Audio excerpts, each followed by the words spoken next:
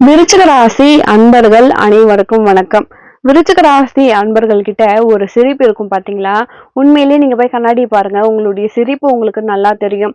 உங்களுடைய சிரிப்பு யாராலையுமே சிரிக்க முடியாது. உங்ககிட்ட அந்த சிரிப்பு தான் உங்களுடைய பெரிய பிளஸ்ஸே.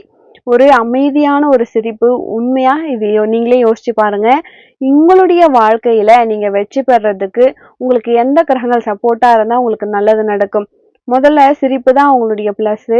சிரிப்பு அப்படின்னா அந்த ஹியூமரை அதிகமா நீங்க வளர்த்துக்கணும். விருச்சிக ராசி அன்பர்களே, உங்களுடைய மனசுல ஒண்ணு படும் பாத்தீங்களா, அதை வெளிப்படுத்துங்க.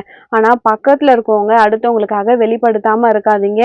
அங்கதான் மைனஸ் ஆகுது. உங்க பயணம் வெற்றி பெறணும் அப்படின்னா உங்களுக்கு என்ன தோணுதோ அதை மட்டும் நீங்க செஞ்சீங்கன்னா உங்களை பின்தொடர்ந்து எல்லாருமே வருவாங்க. தலைமை பண்பு கொண்டவர்கள் விருச்சிக ராசி அன்பர்கள். தராதரம் அப்படின்னா அந்த இடத்துல முதல்ல இருக்கிறவங்க விருச்சிக ராசி அன்பர்கள் தான்.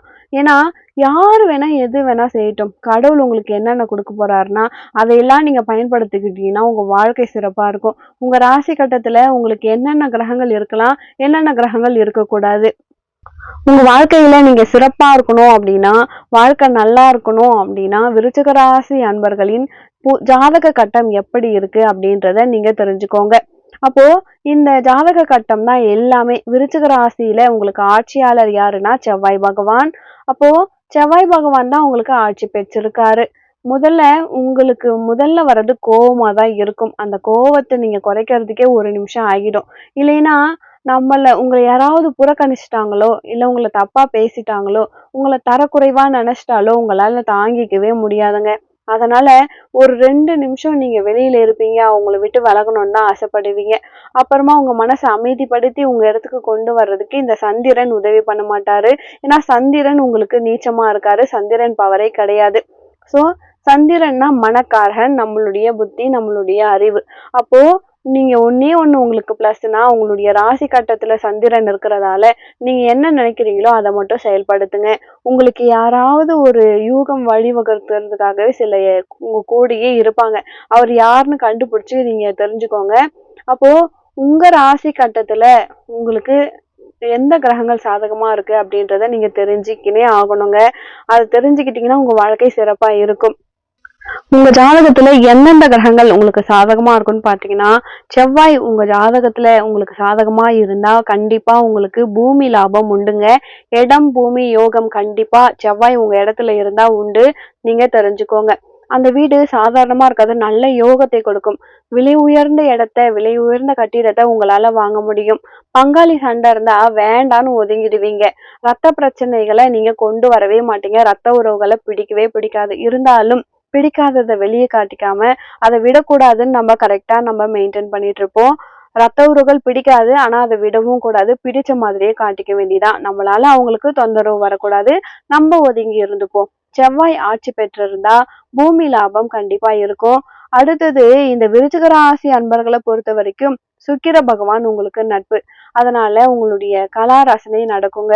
கல்யாண வாழ்க்கை கொஞ்சம் முன்ன பின்னதான் இருக்கும். கல்யாண வாழ்க்கை, காதல், ஏன்தான் சில பேரு காதல் பண்ணணும்னு யோசிப்பாங்க. திடீர்னு காதல்ல கசப்பு ஏற்படும். அதுக்கப்புறம் பூசி வீசி மொழிவி வாழ்க்கை சிறப்பா மாறிடும். இப்போ லவ் பண்ணி கல்யாணம் பண்றாங்கன்னா அங்கங்க பிரச்சனை வரும்.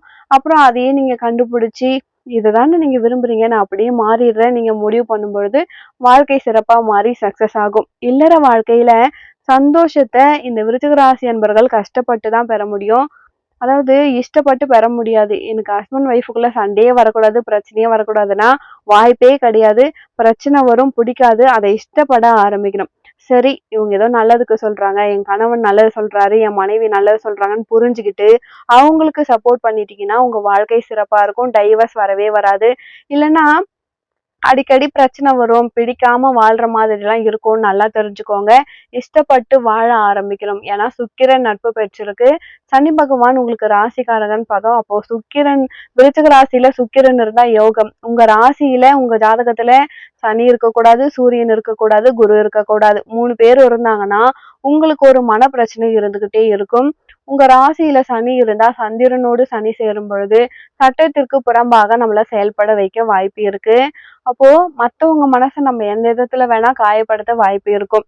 அப்போ சட்ட பிரச்சனைகள்ல கொண்டு போய் சிக்க வைக்க வாய்ப்பு இருக்கு. கோர்ட் கேஸ்லாம் போறதா இருந்தா, விருச்சிக ராசி அன்பர்கள் உங்க ஜாதகத்துல சனி பகவான் எங்க இருக்காருன்னு பார்த்துக்கோங்க. உங்களுக்கு மேஷத்திலயும் இருக்கக்கூடாது. உங்க ராசியிலுமே சனி இருக்கக்கூடாது. கடகத்திலயும் உங்களுக்கு சனி இருக்கக்கூடாது. இருந்தா பிரச்சனை. இத நீங்க நல்லா தெரிஞ்சுக்கணும். இதெல்லாம் பார்த்துக்கிட்டு உங்களுக்கு கரெக்ட்டா இருக்குதுன்னா, நீங்க சட்ட பிரச்சனையில இறங்கலாம். அவங்க இறங்கட்டும், நம்ம என்ன முடிவு வருதோ பார்த்துக்கலாம் அப்படின்னு அமைதியா இருந்தீங்கன்னா, நீங்க சக்சஸ் ஆயிப்பீங்க. குரு பகவான் உங்களுக்கு பகை. அப்போ சனி, குரு, உங்களுக்கு சூரியன் அப்படின்னும் பொழுது ஏதாவது ஒரு நல்ல திட்டங்கள அறிவிச்சு, நல்ல பெயர் எடுக்கணும்னு ஆசைப்பட்டா நமக்கு பகை. நம்மள ஒருத்தவங்க வளர்த்து விடுறாங்க. வளர்த்து விட்டவங்களுக்கு நம்ம டெய்லி மரியாதை பண்றோம் மனசார. ஆனா அவங்க என்ன பண்ணுவாங்க, என்ன மதிக்கலன்னு ஓப்பனா சொல்லிடுவாங்க. அப்போ குரு உங்களுக்கு பகை. தயவு செய்து விருச்சிக ராசி அன்பர்களே, நீங்க சாபங்கள் வாங்கிடாதீங்க. இந்த கிரகங்கள்லாம் இருக்கிறதால உங்களுக்கு நிறைய சாபங்கள் கிடைக்கும். குரு உங்கள ஏத்துக்க மாட்டார். அப்போ குரு என்ன பண்ணணும், என் ஸ்டூடெண்ட் நல்லா வளர்ந்திருக்காருன்னு சொல்லணும் இல்லையா? ஒரு தொழில் கத்து குடுத்தவரு என்கிட்ட தான் கத்துக்கினான், நல்லா இருக்கான்னு சொல்லணும்ல. அவன் என்னை விட வளர்ந்துட்டான், என்னை விட உயர்ந்துட்டான். உயர்றது அவரு 10% நமக்கு ஹெல்ப் பண்ணாரு. நம்ம 100% வளர்ந்துட்டோம். ஆனா அது அவங்களுக்கு தெரியாது. சொல்ற கூட்டம் மட்டும் அவன் என்ன மட்டும் பெருசா வளர்ந்துட்டான். பக்கத்துல இருக்கவங்கலாம் சொல்லுவாங்க ஜால்ராலாம், ஆமா, ஆமா அவன் உன்னை விட வளர்ந்துட்டான் அப்படின்னு சொல்லிடுவாங்க.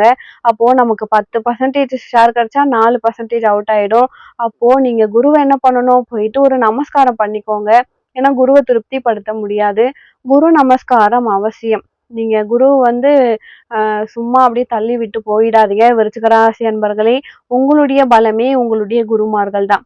சூரியனும் உங்களுக்கு பகை. அப்போ சட்டம் சம்பந்தமா, அரசாங்கம் சம்பந்தமா எந்த முடிவுகள் எடுத்தாலும் யோசிச்சு எடுங்க. நல்லா யோசிங்க. வாக்குறுதிகளை எடுத்தோ கவுத்தோன்னு கொடுக்காதீங்க. சில பேர் உங்களை கஷ்டப்படுத்த தயாரா இருக்காங்க. நீங்க கொஞ்சம் உயர்ந்தீங்கன்னா நிறைய பேருக்கு பிடிக்காது. சூரியன் பகை. ஏன்னா சந்திரன் நீசம். அப்போ நீங்க யோசிக்கிறத அவங்களும் புரிஞ்சுக்க மாட்டாங்க. அவங்க யோசிக்கிறத நீங்களும் புரிஞ்சுக்க மாட்டீங்க. இத கரெக்டா புரிஞ்சுக்கிட்டு வாழ்க்கையிலயும் ஜெயிக்கணும், தொழில்லயும் ஜெயிக்கணும் அப்படின்னா ரொம்ப கஷ்டம் இல்லைங்களா? எவ்வளோ பெரிய கஷ்டம். அப்போ இவ்ளோ விஷயத்தையும் உங்களுக்கு கடவுள் குடுத்துட்டாரு. உதவி பண்ண மாட்டாரான்னு கேட்டீங்கன்னா, கண்டிப்பா உதவி பண்ணுவாரு. உங்களுக்கு ராகு கேதுவ உச்சம் பெற வச்சிருக்காரு. அப்பதான் உங்களுக்கு அப்பாயின்ட்மென்ட் ஆர்டர் அப்படின்ற மாதிரி தான் உங்களுக்கு அவ்ளோ கரெக்ட்டா சூப்பரா இருக்கு. அப்படின்னா என்னன்னா, உங்கள கண்டா மத்தவங்களுக்கு ஒரு பயம் இருக்கும். உங்ககிட்ட திடீர் ஞானங்கள் ஏற்படும். அதுவே உங்க ஜாதக கட்டத்த பாருங்க. அதுல ராகு கேது அமர்ந்திருந்தா, உண்மையிலே நீங்க இந்த உலகத்தை மிரள வைக்கக்கூடிய ஒரு நபரா இருப்பீங்க. உங்க குடும்பம் உங்கள கண்டு கண்டிப்பா பயப்படும். நீங்க துணிச்சலா நிறைய முடிவுகள் எடுக்கலாம். சிவபெருமான் அருள் உங்களுக்கு இருக்கும். நீங்க சிவபெருமான் வழிபாடு அதிகமா பண்ணுங்க. சித்தர்கள் வழிபாடு அதிகமா பண்ணுங்க. குருமார்களே அதிகமா அவங்களுக்கு மரியாதை கொடுங்க. இத மட்டும் செஞ்சுக்கிட்டு வாங்க. உங்களுடைய விருப்பங்கள் நிறைவேறும். நீங்க விவேகமா நடப்போடுவீங்க. உங்களுக்கு வாழ்க்கையில ஒரு அர்த்தம் கிடைக்கும். உலகத்துல நிறைய பேர் அர்த்தம் இல்லாம வாழ்வாங்க. அத பத்திலாம் கவலைப்படாதீங்க. உங்கள அர்த்தத்தோடு கடவுள் வாழ வைப்பாருன்னு நினைச்சுக்கோங்க. அதுதான் உங்களுக்கு பெரிய பிளஸ். உங்க பயணத்தின் நோக்கம் அர்த்தமான வாழ்க்கைய வாழணும். அது வாழ்க்கைய சிறப்பாக்கும். உங்களுக்கு ஆயுள் பலம் நல்லா இருக்கும். ஆரோக்கிய பலம் நல்லா இருக்கும். எல்லாரும் சொல்லுவாங்க நாளைக்கு உன் லைஃப் போகுது அப்படின்னு. அது நடக்கவே நடக்காது. ஏன்னா உங்களுக்கு சித்த புருஷர்களின் சந்தோஷம், அருள் உங்களுக்கு இருக்கு. அப்போ பழனி தண்டாயுதபாணிய அவசியம் ஒரு முறை நீங்க போயிட்டு ராஜ அலங்காரத்துல விருச்சிக ராசி அன்பர்களே வழிபாடு பண்ணிட்டு வாங்க. அதுக்கப்புறம் உங்க வேண்டுதல் நிறைவேறலைன்னா என்ன நீங்க கேளுங்க. இல்ல நான் இதுக்கு முன்னாடி போயிட்டு வந்துட்டேன் அப்படிலாம் சொல்லாதீங்க. இந்த பதிவு கேட்டதுக்கு அப்புறம் நீங்க போயிட்டு ராஜ அலங்காரத்துல நீங்க போயிட்டு வழிபாடு பண்ணிட்டு வாங்க. கண்டிப்பா உங்களுக்கு ஒரு நல்லது நடக்குங்க. இந்த பதிவு விருச்சிக ராசி அன்பர்களுக்கு ரொம்பவே பயனுள்ளதா இருந்திருக்கும்னு நினைக்கிறேன். வீடியோ பிடிச்சிருந்தா மறக்காம நம்ம சேனலை சப்ஸ்கிரைப் பண்ணி வச்சுக்கோங்க. மேலும் உங்க வாழ்க்கையில நீங்கள் சீரும் சிறப்போடும் செல்வ செழிப்போடும் வாழ நானும் இறைவனை பிரார்த்திக்கிறேன். ஒரு நல்ல பதிவில் மீண்டும் உங்களை சந்திக்கிறேன். நன்றி.